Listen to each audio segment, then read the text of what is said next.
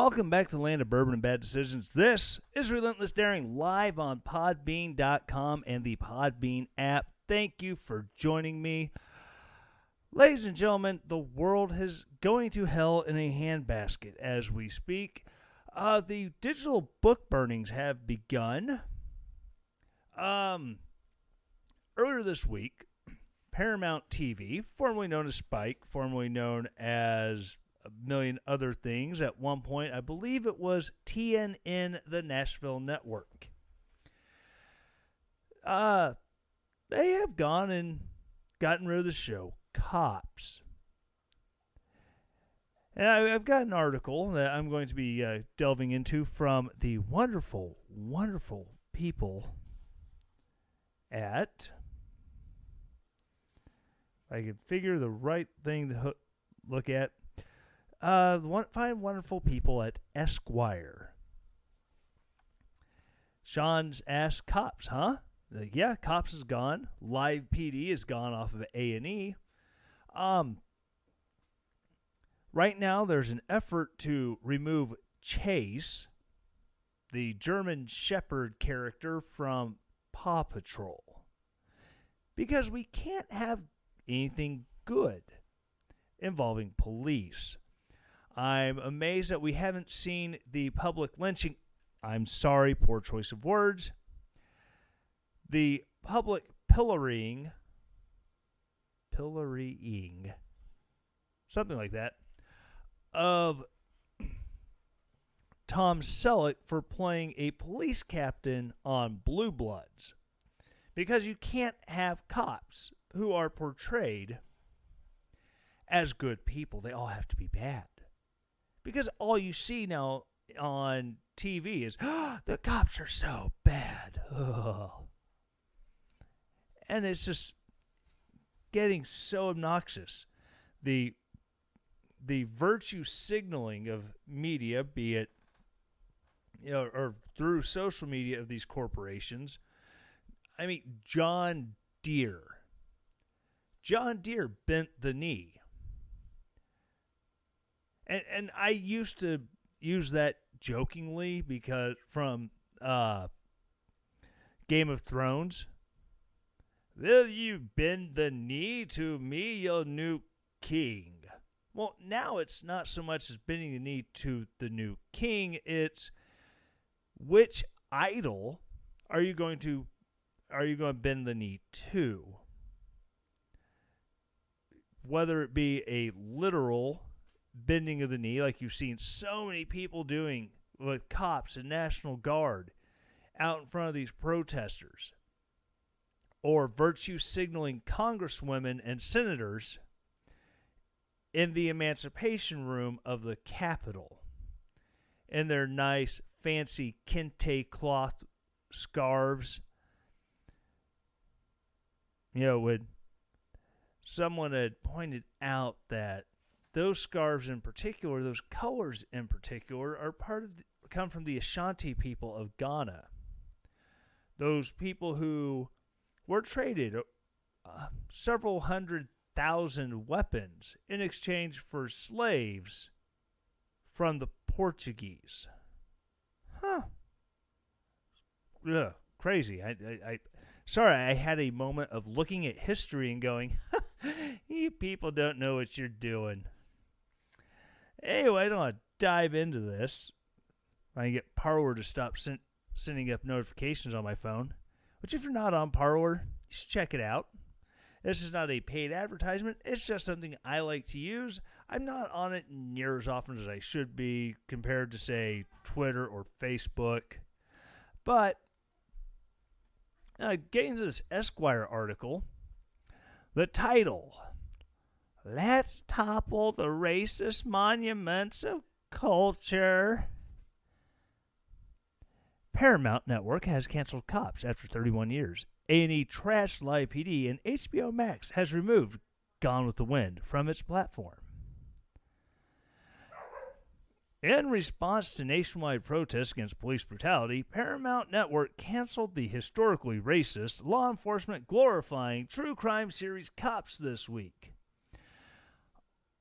On on Wednesday, HBO Max pulled Gone with the Wind. Donald Trump's favorite romanticization of slavery. That's actually in parentheses in the article. I'm not making this up. From its streaming platform.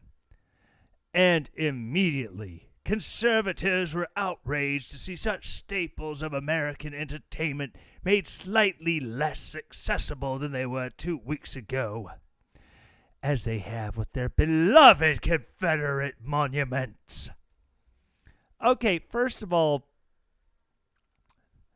stop myself because I almost had to give myself an explicit language warning for when I put this out as a podcast. Kim says, sounds like they were totally objective.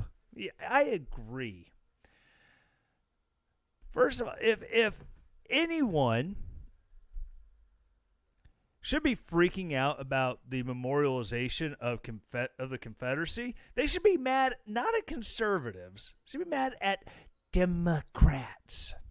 Why is that? Oh, because the Democrats are who made up the Confederate States. No, don't be wrong.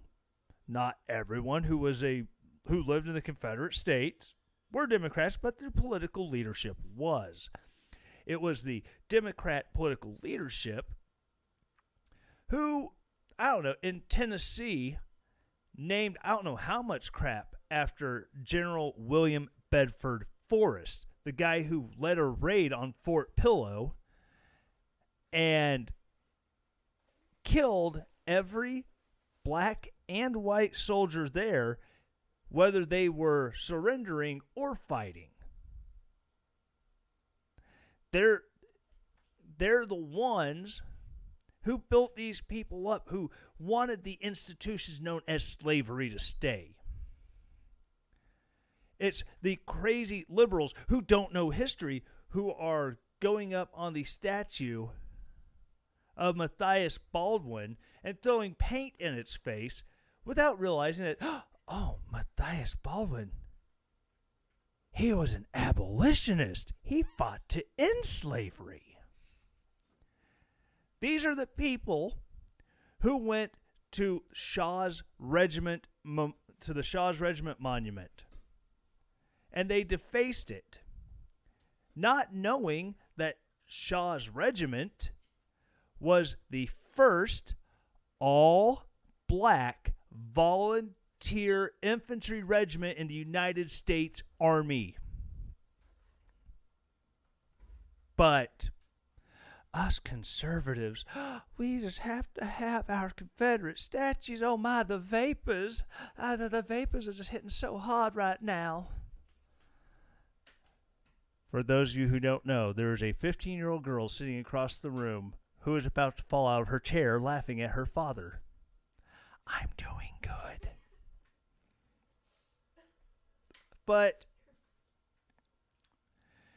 And if you ask any conservative their opinion on Confederate statues, we don't want to venerate William Bedford Forrest, Robert E. Lee, Stonewall Jackson. However, I think we should know who they are. If Fort Jackson, South Carolina, wants to maintain its name, so we can go, yes, we do not agree with the political ideologies that he held. However, he was an amazing general, and we kind of want to honor that military legacy. Then they should be able to do it. Same with Fort Bragg, Fort Hood, so many others. Sean says, what does venerate mean again? To hold up in high regard, to esteem, if you will. But, I don't think there's anything wrong with that. No one looks at Fort Hood and immediately associates Fort Hood with whoever General Hood was back in the Civil War fighting for the Confederacy. It's going a long ways towards trying to erase history. And, history doesn't repeat itself, but it does rhyme.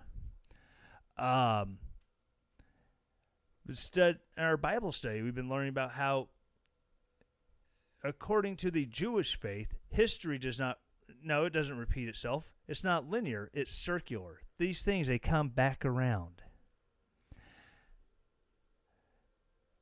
But the people who want to rip down these statues, they're the same people who do something crazy like, I don't know, in Seattle, they have put up a statue of Vladimir Lenin. Just going to let that sink for a second. They put up a statue of Vladimir Lenin, the first of the so-called democratic socialists. I say that because he is a self-proclaimed democratic socialist,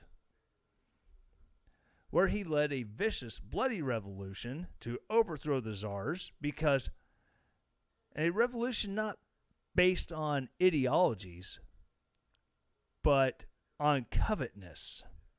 Look what the czars have. Look what the rich have. Do you know why they don't have a classic Russian watches? It's because the Soviets killed all the artisans. And they also stole all the food from the farmers, because the workers of manufacturing and laborers of the field unite and stuff. Take all their food and let them starve.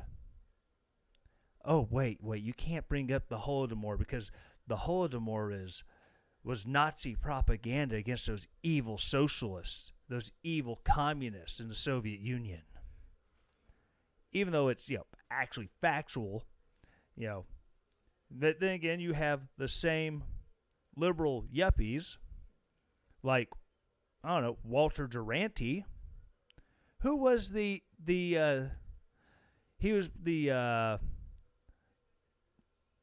worked the Moscow desk for New York Times, and he wrote these glowing reviews, and there's people dying from malnutrition, but there's not a famine going on in the Ukraine. And that was a time of erasing history as it was happening. And even then, it's still completely ignored now.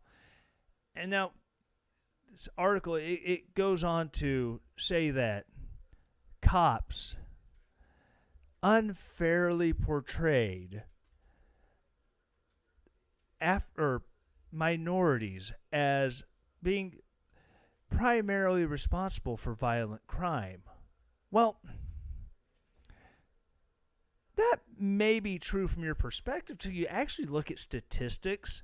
40% of violent crime is committed by one racial group, African Americans, primarily against other African Americans. But saying that this show is portraying that is wrong when the statistics bear it out. Maybe I'm just dumb. I don't know. And there's a strong possibility. I mean, I am me. But going on this article, but both Cops and Gone with the Wind are only two examples of an entertainment industry that has elevated the stories and perspectives of white, and in many cases racist, Americans over those of BIPOC. If you don't know what BIPOC is, I actually had to look this up because I've seen this in several articles when doing my show prep 5 minutes ago. BIPOC is Black, Indigenous, Persons of Color. Now, because apparently everyone has to be lumped in, I'm assuming the author, Mr. Matt Miller, the culture editor, oh, look, a shocker of shockers, it's a white dude. Because there's nothing that says I'm not racist than white condescension and white knighting. Oh, well, these black and indigenous people of color, they need me to stand up for them because I'm white and I can speak through to my white people and I can explain to them why what they're doing is wrong. But no, you just come off as a pretentious, smarmy douche. Mr. Matt Miller, culture editor of Esquire magazine. But it's absolutely ridiculous, though, that we have to look at things. Like I said, are they going to come after books that have challenging themes? I mean, a huge challenging thing. Are they going to come after To Kill a Mockingbird? That just got a shocked glance from my daughter. And the reason I say that is because what is the main story arc of To Kill a Mockingbird? A disabled black sharecropper is accused of raping a white woman. Now, he's acquitted. Spoiler alert. He is acquitted, but, I mean, this is obvious white paranoia. I mean, are we going to have to get rid of that book? Are we going to have to digitally burn it? Are we going to have actual book burnings like 1930s Hitler Germany? Because, we people are just too dumb to figure these things out on their own. Are they going to come after, Tom Sawyer and Huckleberry Finn? Because these are books that hold opinions that for the 1870s were common. They used language that was common at the time. But they're still challenging notions. Wait, a white boy and a runaway slave that just floating down the river and trying to get to Cairo, Illinois so he can be free? I mean, or, Tom Sawyer, they had, what character was it? Indian Joe? It's been a while since I read it, but oh my God, they called him Injun. That is so racist and anti-Native American. Well, it's also for the time it was written, common parlance. I don't think Mark Twain was going out of his way to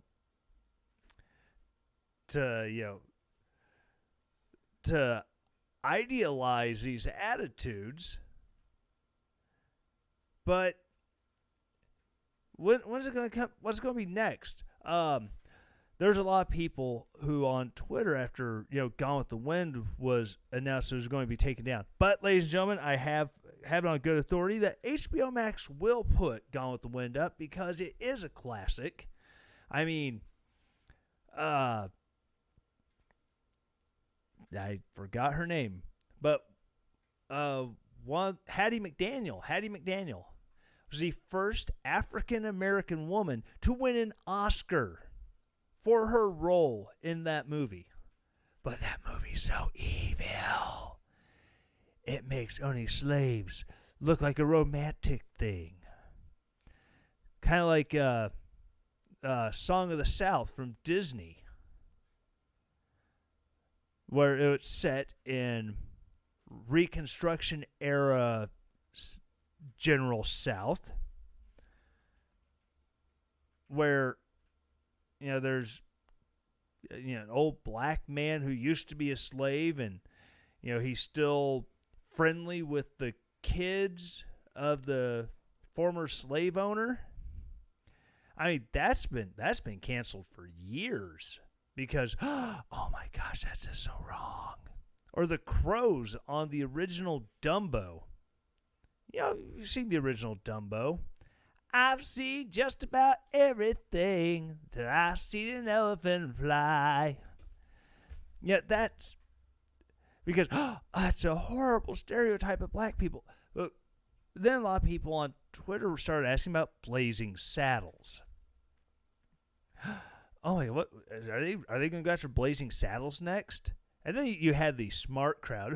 Well, we would never go after Blazing Saddles because that is a well-written commentary on anti-racism and anti-white paranoia. And it was co-written by a black man. You may have heard of him, Richard Pryor. Yes. But these are but how long is it until we don't care what the point of the movie was? They have white people saying the N-word. They have a character who's not very bright, whose name is Mongo. Presuming short for Mongoloid, which is a very, very horrible name for a person with Down syndrome at the time, at that time. And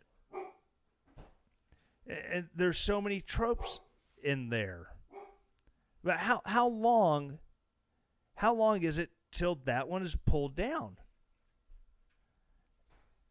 These are scary things that 1984 is happening all around us. The newspeak. We can't use the old language because the old language is bad. We can't think the old thoughts because the old thoughts are bad. I'm pretty sure someone's going to listen to this episode of the podcast and they're going to try to have me canceled because I said that some things that are controversial.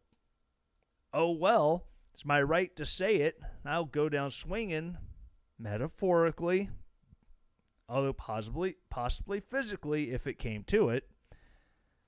But I will also go down swinging, metaphorically or physically, for anyone else's right to say anything controversial as well. That's part of living in a free society where you are guaranteed free speech. When certain people got canceled because of, they had horrible ideas, Laura Loomer, I'm not a fan of her at all. But I will fight for her right to be crazy, bombastic, insane person because, it's her right. Michelle Malkin, she hasn't been canceled. I'm not a fan of some of the people that she's a fan of because, they're, quote, alt-right, end quote. But, she has the right to freely associate with those crazy people. And she does say some things from time to time that I do agree with, regardless of who she associates with. And I'm sure, oh, well, you like that she said X thing because X thing you agreed with. So that means you automatically agree with all the crazy things she agrees with. What? No, it's not. That's not the case at all. I don't know what you're talking about. But, looking at this article, this reexamining of police on TV highlighted how cop dramas like NCIS, Blue Bloods, Law & Order, CSI, and many more have shaped mass audiences' view of police. For decades, most Americans likely know the familiar, kind, and just immoral faces of TV police better than they know the names of the police who have murdered black men and the names of the men they've killed. To Americans, cops are the do-gooder Andy Griffiths of the world and not Derek Chauvin. Quickly, a number of stars who played cops on TV began donating their residuals to support Black Lives Matter movement. And Cops has been among TV standards most guilty of glorifying police violence against BIPOC. An early study of the show in 1994 indicated that viewers were more likely to associate people of color with violent crime. It's weird because the statistics actually bear that one out. You disingenuous turd. Again, I'm working really hard not to say what's actually going through my mind, keep the inner monologue on the inside, even while I'm talking into a mic. In 2013, the show was first canceled by Fox after a Color of Change campaign against its continued destructive depictions of policing and crime. But the show was picked up by Spike Network, renamed Paramount, where it has remained until this week. And lots of blah, blah, blah from Color of Change, blah, blah, blah. But not everyone wants to proclaim that Black Lives Matter, which is kind of the point. Many cling to the phrase, all lives matter, a phrase that was, in part, created by the culture that helped sanitize and reframe the black experience through a white lens. To say all lives matters is to regurgitate what they've seen on TV shows where BIPOC commit crimes. All right. So, how ridiculous is this that he has dehumanized African Americans, Black Americans, Hispanic Americans, Native Americans. He's reduced them to a repeated acronym. He doesn't even have the balls to say black people. Oh, that's... I just can't say one thing because, oh my gosh, if I don't include everyone, it's like the LGBTQIA2 plus blah, blah, blah, blah ad infinitum. Black Lives Matters. If these people really believe Black Lives Matter, why aren't they working to protect the 7,000 African Americans who are killed at the hands of other African Americans every year? If Black Lives Matter, why aren't they working to fix the communities to fix the local political scene that has allowed African Americans to be kept in generational poverty for generation after generation? Why don't they fix schools? America spends more money per student on education than any other nation in the country. But none of it, we say we spend that on students, but we're not spending it on students. We're spending it on administrations. We're spending it on teachers' unions. I live Little Podunk School. Little Podunk School gives a decent education. It's not the greatest education. But you know what? My wife graduated from that school. She's working on a master's degree. She has a friend who she graduated with. She's a lawyer. Another friend is working on her doctorate. Obviously, it's a decent school because people are able to move on and achieve. So why can't we try to get a model like that into city centers? Oh, wait, we tried that through the use of charter schools and through school vouchers. Who was it who went and killed off school vouchers in the District of Columbia? Oh, Barack Obama. Because in his world, black people cannot succeed without the aid of government. That's a lot of people on the left. Oh, black people have to have the government. Hispanics have to have the government. Asians have to have not the Asians, because the Asians are really smart. They can do things on their own. It's ridiculous. If the Black Lives Matter actually cared about black lives, why are they still propping up the racist, eugenist dream of Margaret Sanger and Planned Parenthood? Since 1973, since Roe v. Wade, Planned Parenthood has killed 16 million African American babies.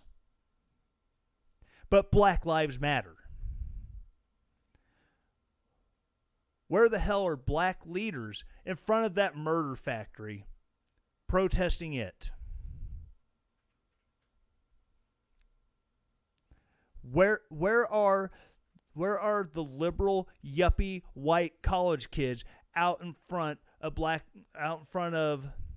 Planned Parenthood, protesting it for the number of black people it has killed in its existence. Oh, you can't say that. Yes, I can. I could say that because Margaret Sanger's own words about black people, they were human weeds. But we want to prop up Planned Parenthood because what was it Barack Obama said about his daughters? Oh, if my daughter gets pregnant, she shouldn't be punished with a baby. Well, no, that's not being punished. That's called being responsible for your actions. Lyndon Baines Johnson gave us the Great Society. Well, the Great Society also gave us massive dependence on the government. It gave us lots of broken homes because now you don't need to have a man in the home to help provide because you have Big Daddy Government. Because if you got Big Daddy Government, as Neil Bortz used to call it, you got Big Daddy Government, you don't need a man in the house. You don't need two parents to raise the kids. I mean, you've got, you have the government supply you with your government cheese and your food stamps, and you do have people out there who little baby mills popping out kids and raking in that welfare money. And that's not just one race, that's a lot of races. Those are the people that Margaret Sanger would have had sterilized because they obviously are incapable of controlling their carnal urges because they're defectives. I know you person can listen to this and go, oh my God, how can you say that? Again, it's her own damn words. I want to take a quick break, and I will be right back. Be right here after the break.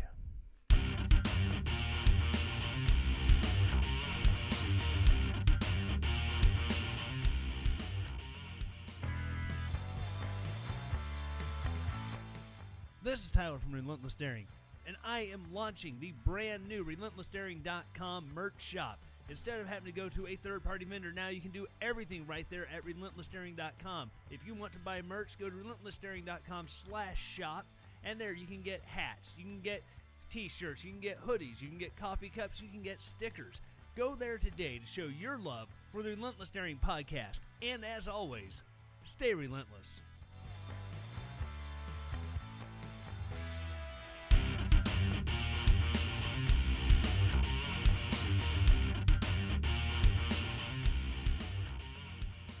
All right, getting back into it. I just want to take a brief moment to center myself, find my zen. Woosah. I got a little worked up that first half of the show, and it's just one of those things because when you get accused of being not against injustice, it kind of gets under your skin, and when the demagoguery just gets aimed at you all the time, it's like, oh, you don't care about black people, you just want old people to die. Insert other ad hominem attack, because they can't make an actual argument, so they have to just attack you. It gets frustrating, to put it mildly. So, another article is another wonderful article from the New York Times. The protests come for Paw Patrol. A backlash is mounting against the depictions of good cops on television and in the street. This is from author Amanda Hess. Now, I know I'm assigning gender here. I'm gendering this person, but it appears to be a woman. Appears to be a white woman. White explaining to whiteys about how bad the whiteys are because Whitey's got to pay. It was only a matter of time before the protest came for Paw Patrol. Paw Patrol is a children's cartoon about a squad of canine helpers. It is basically a pretense for placing household pets in a variety of cool trucks. The team includes Marshall, a firefighting Dalmatian, Rubble, a bulldog construction worker, and Chase, a German shepherd who is also a cop. In the world of Paw Patrol, Chase is drawn to be a very good boy who barks stuff like, "Chase is on the case," and "all in a police pup's day,"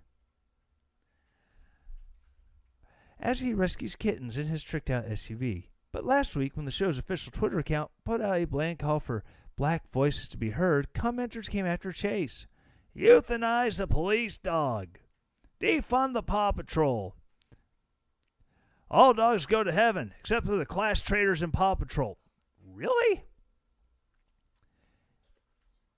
It's a joke, but it's also not. As the protests against racist police violence enter their third week, the charges are mounting against fictional cops too, even big-hearted cartoon police dogs. Oh boy, don't ever tell these people about McGruff the crime dog back in the 80s. Oh my God, they'd lose their damn minds. I mean, probably accuse him of being like a flasher or something, going around that, full-length trench coat all the time too. Whew. The effort to publicize police brutality also means banishing the good cop archetype, which reigns on both television and viral videos of the protests themselves. Paw Patrol seems harmless enough, and that's the point. The moment rests on understanding that cops do plenty of harm. The protests arrived in the midst of a pandemic that has alienated Americans from their social ties, family lives, and workplaces. New and intense relationships with content have filled the gap. And now our quarantine consumption are being reviewed with an urgent political eye. The reckoning has come from newspapers, food magazines, Bravo reality shows, and police procedurals. The creator of Monk criticized his own show because, wow, that's just a good-natured goofball. Griffin Newman, an actor who has appeared in 2 episodes of Blue Bloods as a detective, donated his whopping $11,000 in earnings to bail fund. Yeah, a bail fund that's not going to protesters. Protesters are not being arrested. I should know. I have a friend who went to one of these protests, took her daughter. Here is how vicious and horrible the cops were at that protest. They actually passed out bottles of cold water to the protesters. Oh my God. I'm shook, yo. Shook. All the way to the core of my being because of how despicable and god-awful the cops were to those protesters in San Antonio. They gave them water bottles. I bet if someone was feeling faint, they would have helped them sit down so they wouldn't fall and hurt their head. It's despicable. What kind of cops do we have in San Antonio? Being considerate and helpful to people. Lego has halted marketing on its Lego City Police Station and Police Highway arrest sets, which I didn't know they had one of those. Now I really wish I could get one. Now Live PD has been pulled from A&E. Cops is done. Yeah, now they're working on Brooklyn Nine-Nine.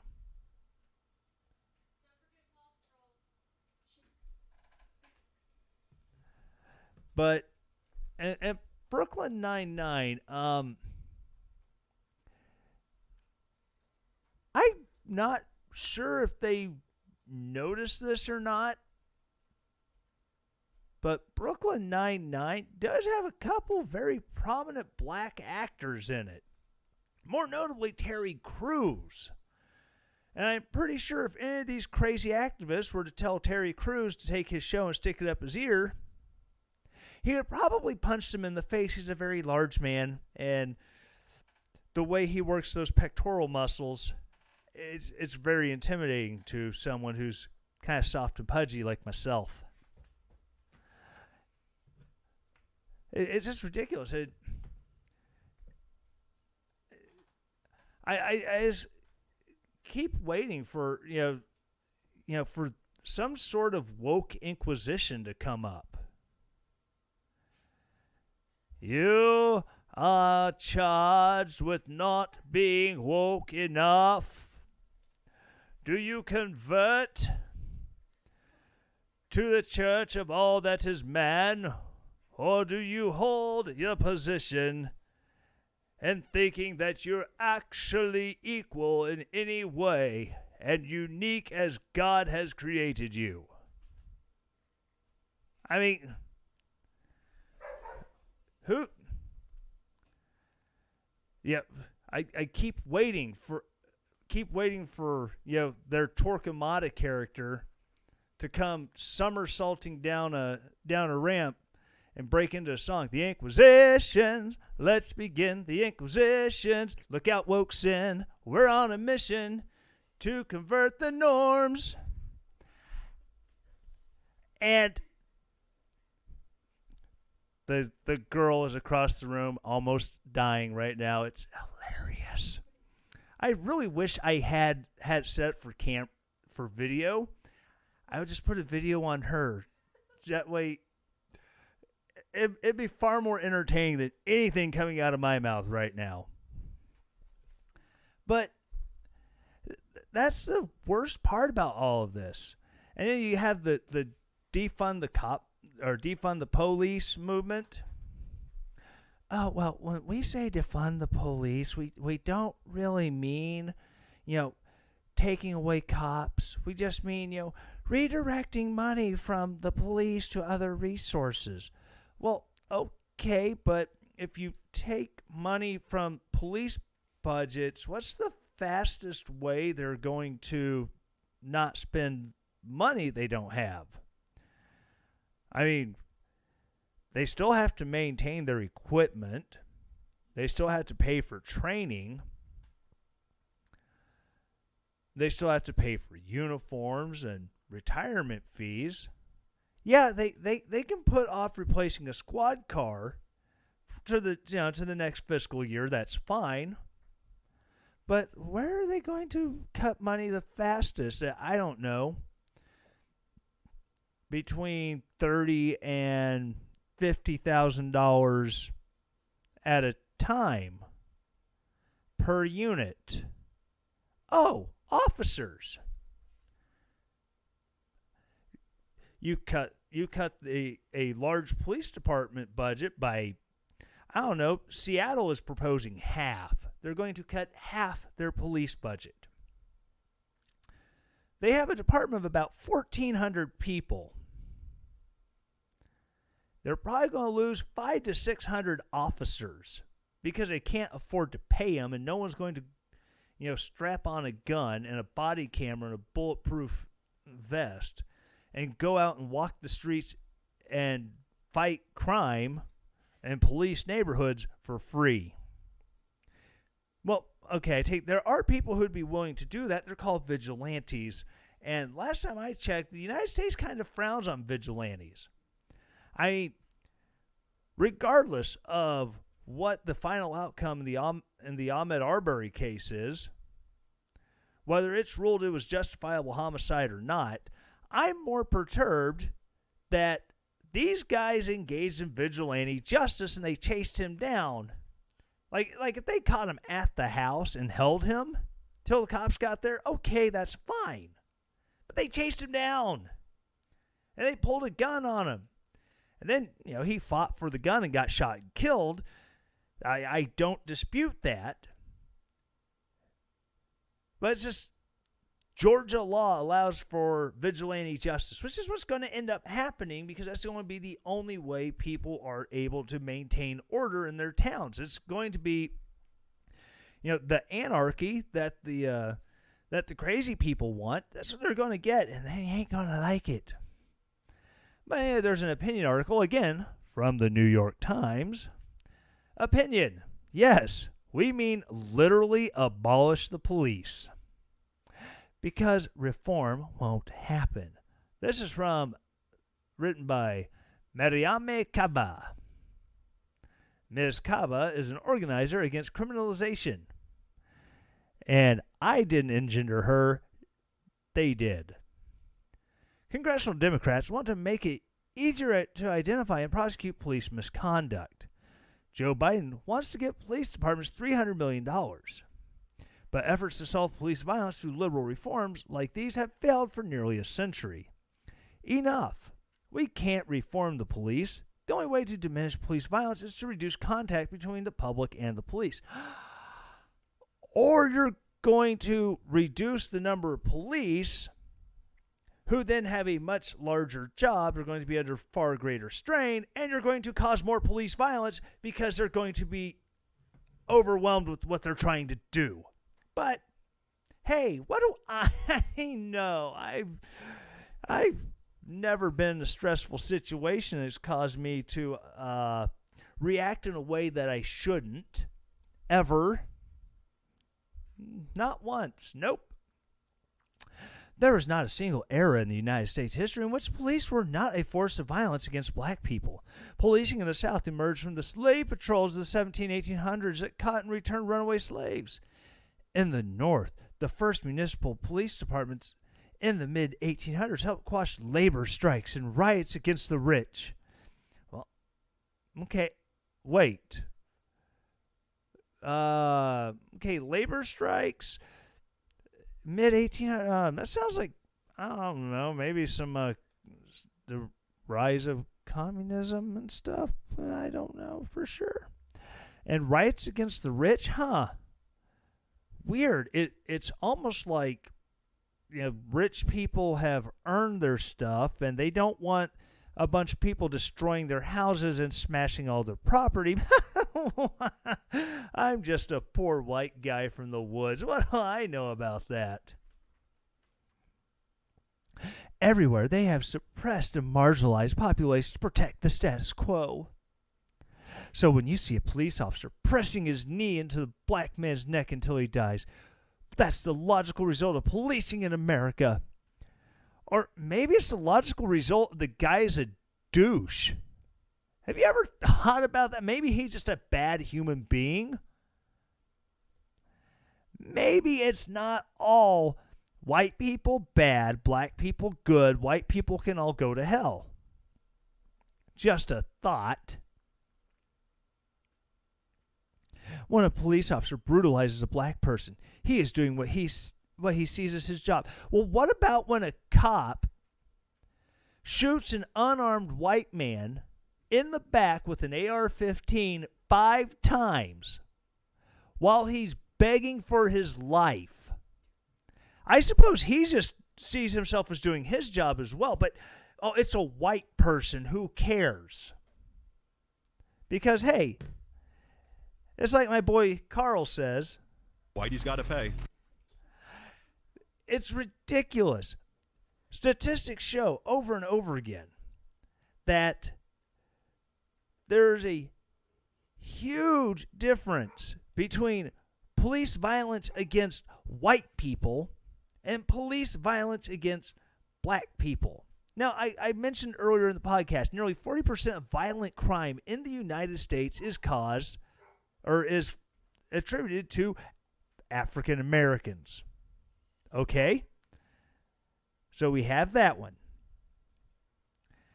Then, on top of it, they are African Americans make up 14% of the population. The majority of African American violent crime is committed by men, so cut that number in half, 7%.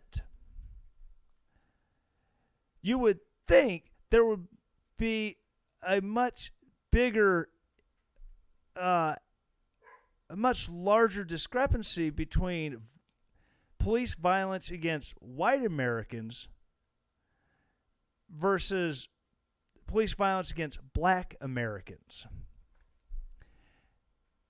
But if cops are racist, it'd be a lot more, wouldn't there? You would think. The problem is narratives outweigh facts.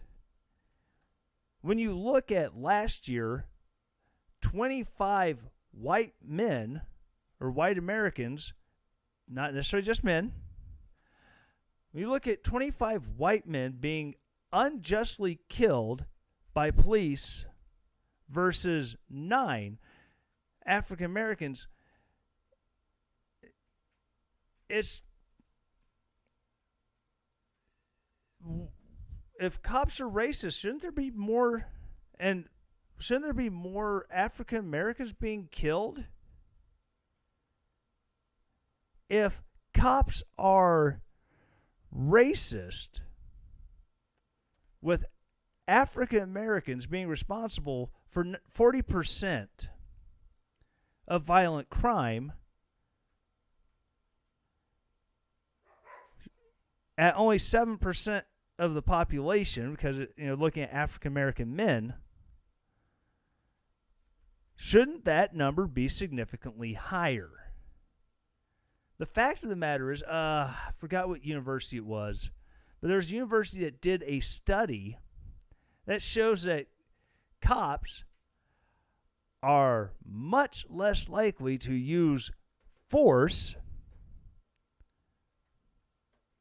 and that's force in general, not deadly force, any sort of force. They're much less likely to use force against minorities than against whites. I wonder why that is. Could it possibly be that, I don't know, they're less worried about if someone gets scuffed up who's white, who probably shouldn't have been scuffed up? Are they less worried about them causing a stir than, if a black person gets a little scuffed up during a takedown? If there's a cell phone camera, that cop is going to be eviscerated on the evening news? Possibly. I mean, it's absolutely ridiculous. And you have people who want to not just defund, but abolish police because, all police are bad. No. What needs to happen is there needs to be this whole notion of the blue line, the blue shield, the blue wall, where, if you know your buddy did something he's not supposed to as a cop, you don't tell because he has to know that you have his back and vice versa. That crap needs to go. Cops protecting bad cops. When you have guys like Derek Chauvin who have a history of roughing up people they're in contact with, not just black people, but white people, not just men, but also women, and they don't get prosecuted for it, and unions protect them and keep them from being fired, that crap needs to stop. There's a lot of institutional changes that can be done that will do a much better job of cutting back on police violence. Better training on when to apply force, better training on when to stop applying force. These are the things that will protect people of all races from police violence. Because honestly, any man, woman, child who is unjustly killed by a cop is too many, regardless of what color their skin is, regardless of what their genetic makeup says the melanin factor of their skin is going to be.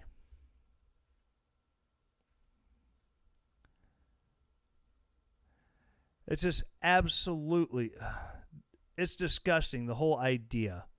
But in an act of true libertarian streak, Republican Rand Paul introduces the Justice for Breonna Taylor Act to ban no-knock warrants. To explain backstory, Breonna Taylor,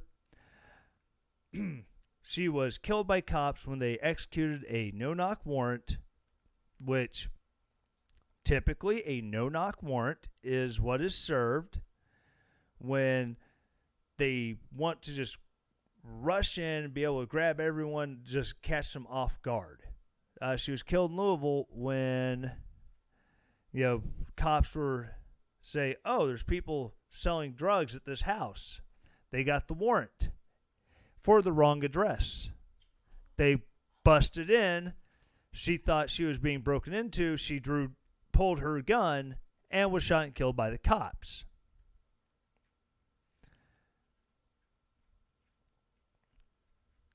So it matters. In the wake of nationwide protests against killing George Floyd, there's now bipartisan consensus that police reform is necessary. Senate Republicans, led by Tim Scott, are planning a package that would require states to provide data on the use of no-knock warrants, but Paul's proposal goes even further. House Democrats have proposed their own bill that would reform police training, make lynching a federal crime, because murdering someone is not already illegal. We have to make it more illegal because of the color of their skin. Now, is it lynching when I get in a fight with someone who happens to be a different color skin pigmentation? Is it only lynching when a mob of people kill somebody for no good reason because it's an act of vigilante justice that isn't so? Pardon me. But anyways,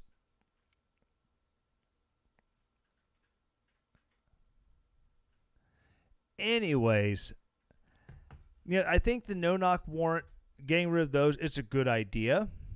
Or even if not getting rid of them, just being very, very double extra judicious. I mean, it was a no-knock warrant that led to the standoff at Waco, back in 1994. Wow, is it that long ago already? Wow. That's what started off, a no-knock warrant, because, there's felons on this compound who have guns, and we think they're trying to buy grenades and build illegal things. That's a no-knock warrant that led to all that. But we all want the best for the world.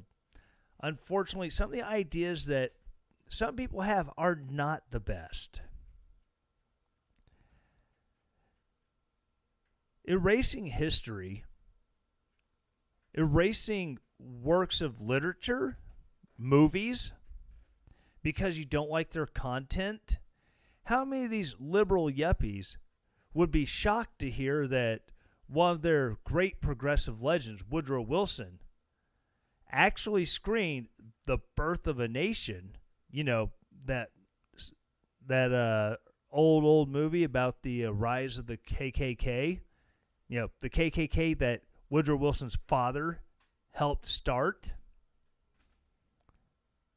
How many of those liberal yuppies who are out wanting all this stuff banned because it portrays black people bad? Oh, the vapors. How many of those people would be shocked to hear that Birth of a Nation was screened in the White House?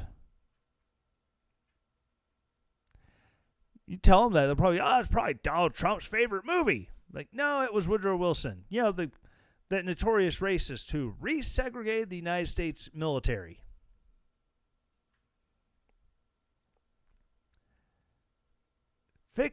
The only way to fix this is to confront it head on, not to hide the bad stuff. I mean, if you see a woman with a crap ton of foundation around one eye and a puffy cheekbone, no amount of makeup is going to cover up the fact she got punched in the face. More than likely by a domestic partner. Her situation is not going to be fixed by putting a crap ton of makeup over that shiner. It's going to be fixed by confronting the issue. And America's got a hell of a black eye called slavery. America has warts and scars and all kinds of nastiness in its past. We can't whitewash history. We can't make it all sunshine lollipops and we were so good to everybody.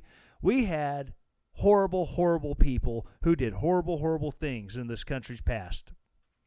We had men who were heroes who they have very complicated racial histories. Does that mean they're evil because Thomas Jefferson inherited slaves and the British Crown made it to where it was damn near impossible for him to liberate his slaves? That doesn't make him bad. It just makes him have a complicated history. No man is perfect. No woman is perfect. That's the only way we're going to move ahead as a country, is by acknowledging our imperfections and working to be better. Unleashing cancel culture on the stuff we don't like in society does not fix it. It just puts makeup over the shiner. Ladies and gentlemen, thank you for listening this week. I've had a lot to get off my chest. I actually went a little longer than I expected. But thank you all so much for listening. If you're liking the show, if you're listening on iTunes, need you to do 4 things. Do 4 things. Number 1, subscribe. That way you get the notification either later tonight or sometime tomorrow when it gets published. Number 2, I need you to leave a 5-star rating. You leave that 5-star rating, it helps the algorithms find more people like you who may actually want to listen to me. Once you've given that 5-star rating, leave a nice review. That way when it pops up somebody's suggested podcast, they go, oh, everybody seems to like this guy, except for that one. There's always that one guy. And finally, the 4th thing you can do, share it. Send this link to a friend. Go, hey, I think you'll like what this guy has to say. Or better yet, because I love spreading hate and discontent amongst the world, send it to someone who's going to absolutely hate me just to get under their skin. Yes, ladies and gentlemen, use me. Use me as a weapon to get even with your liberal friends for their stupidity. I don't care. I'm proud to be a tool for the aggravating of liberal people. Stop laughing over there. No, you look like an idiot. But anyways, thanks again. Also, support the show. I had the commercial for the merch shop. Go to relentlessdaring.com/shop. Check out the merch there. Got the hats, t-shirts, hoodies, neat stuff. Check it out. Also, if you want to donate to the show, because right now I'm using some totally awesome in-ear monitors. Came from awesome supporters like you who donate to the show. I can actually hear well. I can get true sound of what's coming through the microphone. It's amazing. It beats the janky, beat-up piece of garbage Sony headphones that I was using by a mile. And I can't do this stuff without donations and contributions from folks like you. So if you go to relentlessdaring.com, at the top of the page, at the bottom of the page, you will see a link to donate. So you can donate via PayPal. You can set up a one-time donation. You can set up a recurring donation. Either or, everything is truly appreciated. Again, thank you all so very much. And as always, stay relentless.